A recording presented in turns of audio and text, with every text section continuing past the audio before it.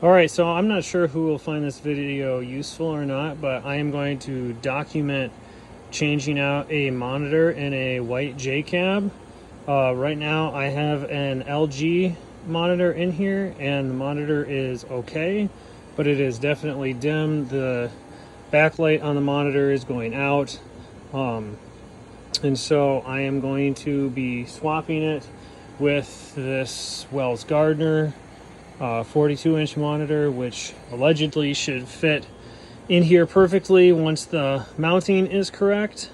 So I'm gonna document the process and see how it works, and hopefully it works out okay and all that stuff. So okay, so I just to test to make sure this worked, I've got the Wells Gardner hooked up just to the side just to make sure that everything was working okay. So the original monitor is here, but it is not plugged in anymore, and the VGA is going to, or the DVI is going to the monitor.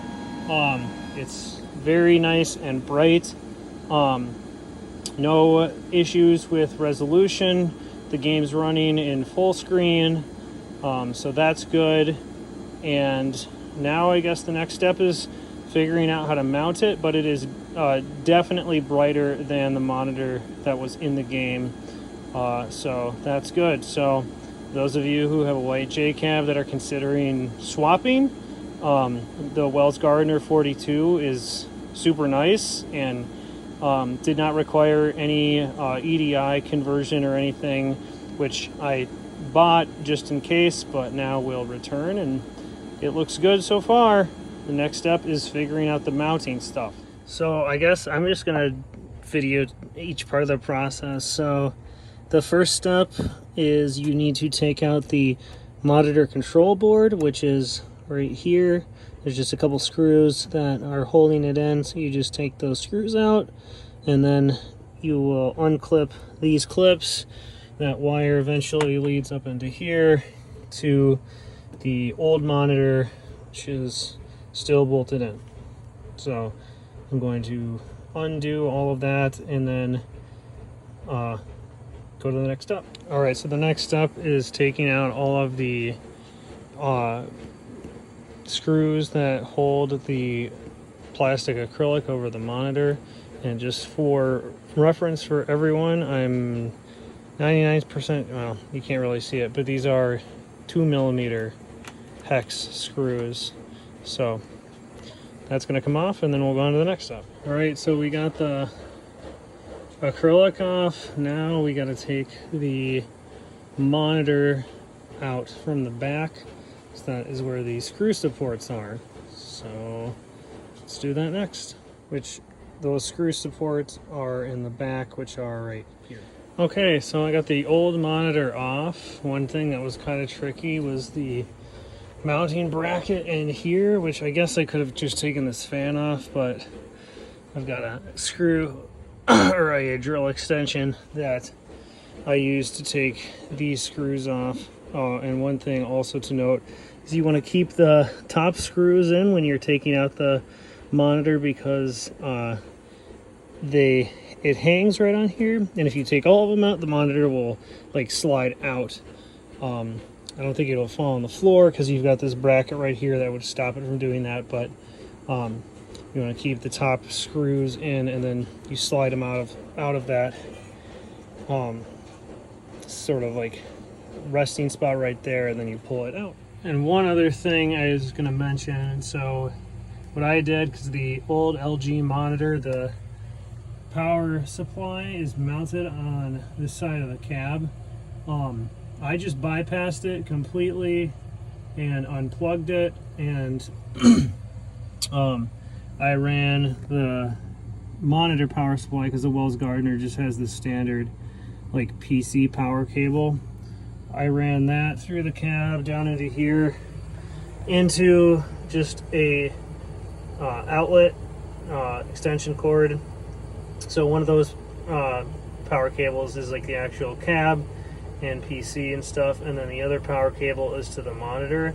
And then what I did was just plugged that into a smart outlet, so whenever I turn on the game, the monitor and cab PC both turn on at the same time.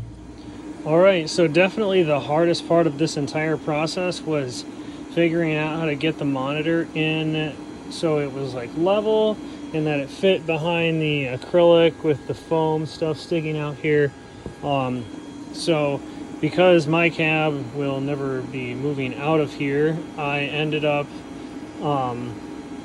putting some little wood blocks right there to space it back from this piece of metal that I guess it keeps it from sliding out.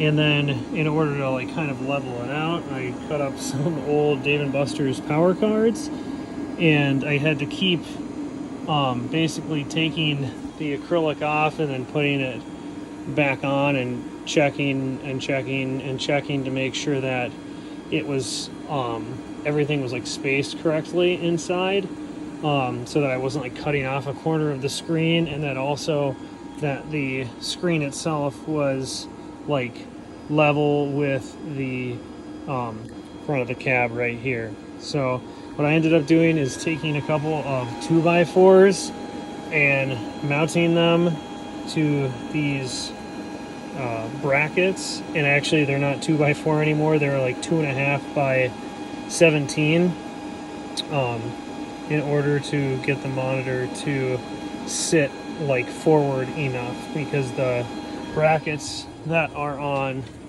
the old LG monitor, these are like built into the monitor itself. You can't take them off, because once you take them off, like the entire monitor comes out.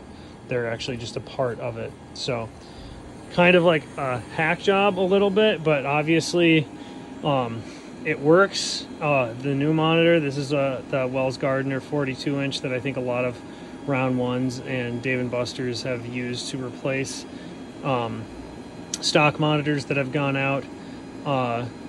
Works really well. It looks really nice. So I'm going to take off the protective plastic and put it all back together.